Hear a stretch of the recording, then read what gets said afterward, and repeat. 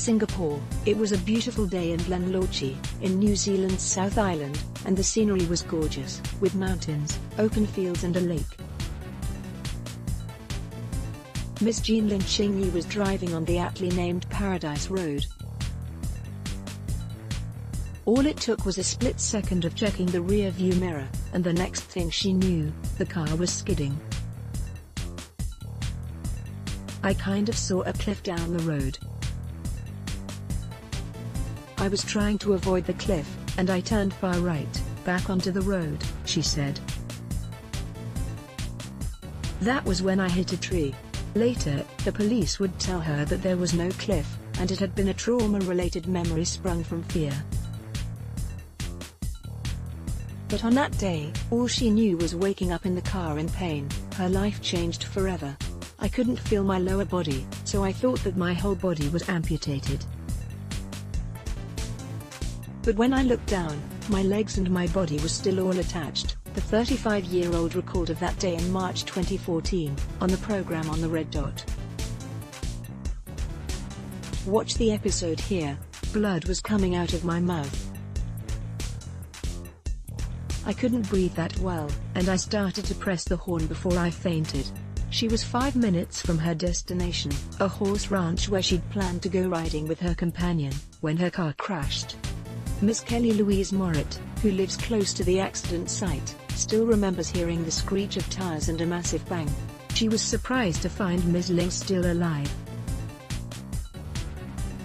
The car was pretty awful, recalled Ms. Morritt, who ran back home to call the ambulance.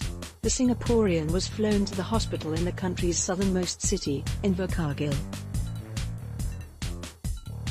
She had punctured lungs and fractured ribs, 3 on the left and 2 on the right. They had to insert a metal rod to pump out the blood inside my lungs so that I could breathe well, she recounted. Her companion, amazingly, had only minor injuries. I was like a baby, but worse news was to come. As the doctors kept touching her from head to toe, she thought to herself, what are they trying to do? They were testing her for sensation, and she had none from the waist down. Her spinal cord was severely cut. The first thought was, oh no, how am I going to carry on with my life? How am I going to work? How am I supposed to take care of my mum when she's old? For a young woman who loved traveling and exploring new places, trying things from horse riding to rock climbing, it must have been a gripping fear to find herself immobilized. I couldn't control my bowels. I had no balance, I had no core muscles. I was like a baby. From dressing up to cleaning up and showering, everything started from zero, she said. She was flown to Christchurch's Burwood Hospital, where she spent 4 months undergoing rehabilitation, and crying every night. Her brother and sister-in-law as well as 3 of her friends took turns to visit her. It was their love and concern, most especially her mother's, that Ms. Ling drew strength from. The former accompanied her through those long months, staying with a family living near the hospital. Concentration was all on me. Photo, Jean Ling. I told myself that I needed to be strong because there were still lots of people who cared for me, who wanted to see me stand up again and be myself again. And so, she took to her physical therapy with determination. Ms. Annie, who goes by one name, said her paraplegic friend kept a brave front. Even the therapist mentioned that she was one of the faster learners.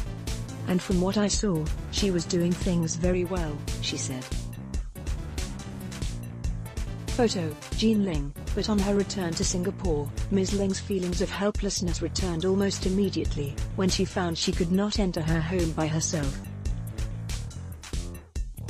People had to carry me, with my wheelchair, in. I couldn't reach things anymore. I couldn't take my clothes that were hanging up there. I couldn't enter the toilet freely. Every time, I had to call for people to help. It was, Ma, can you help me with this? Ma, can you help me with that? She felt terrible, like she had when she just had her accident. that kind of feeling that I was going to have to start all over again. I just went to the living room window and burst out crying. Is this love true?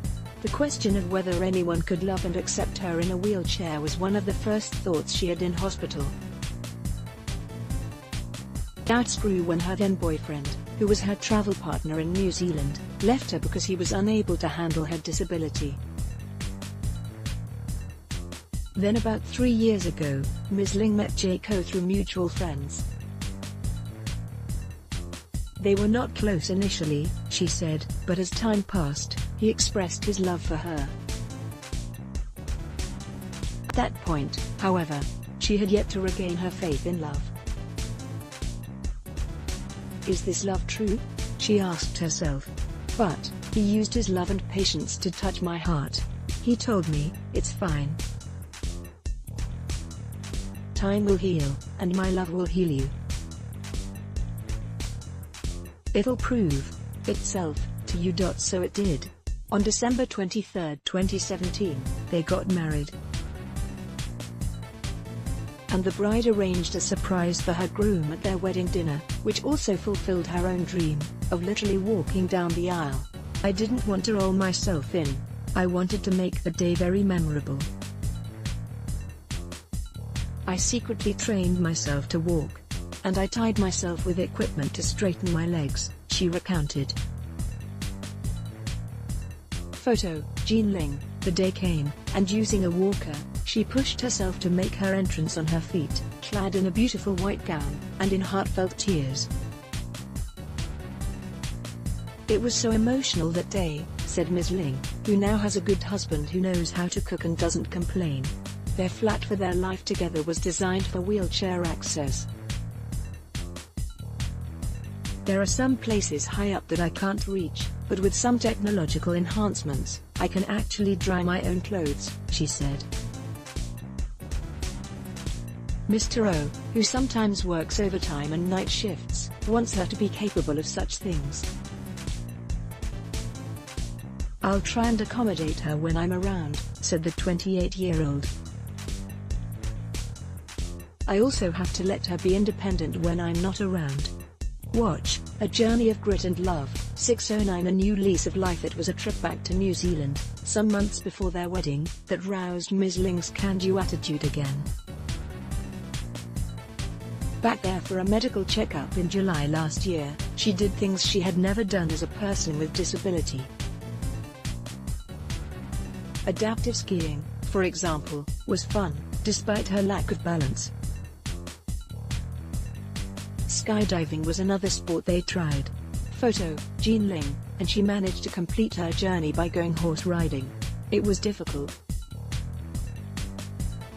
I did a small circle, and it freaked me out so badly because I didn't have any balance, she admitted. But she kept going, through the woods, and the snow and the trees, the movie setting she had hoped for 3 years ago when she first set out for the ranch. Feeling was awesome. It was so good, she said triumphantly. She also revisited her accident site in Glenorchy town. The trees were gone, the open field there was fenced up, and the feelings were totally different in the cold of wintertime. It was very emotional, she said. In a sense, I was back to the place that changed my whole life. But also, I was back to a place that gave me a new life. Adaptive skiing was fun, despite her lack of balance. Photo, Jean Ling. As part of that fresh start, Ms. Ling is now looking forward to having a family of her own. I still can conceive, and there's no problem with me at all, she said. But having a baby will be another challenge again. With a confident smile, her husband added, I don't think it'll be that challenging because our love has overcome everything. Buoyed by the knowledge that people with worse conditions than hers are